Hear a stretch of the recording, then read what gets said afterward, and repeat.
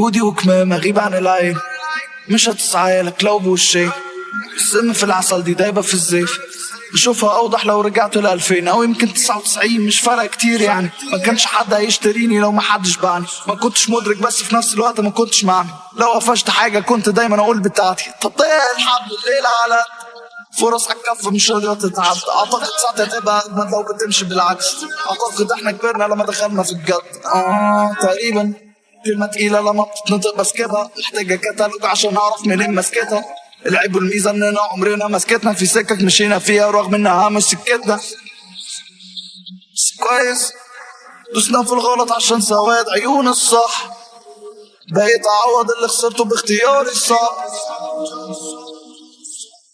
على فكرة احنا ما ننفعش بعض،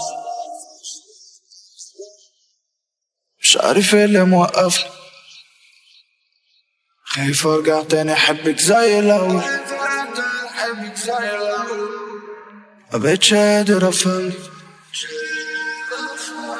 ولا انا قادر على الليالي اللي بتطول، عشان عارف انك ضايع وانا زيك، ضايع وانا زيك بالظبط. عشان عارف انك ضايع وانا زيك، ضايع وانا زيك بالظبط.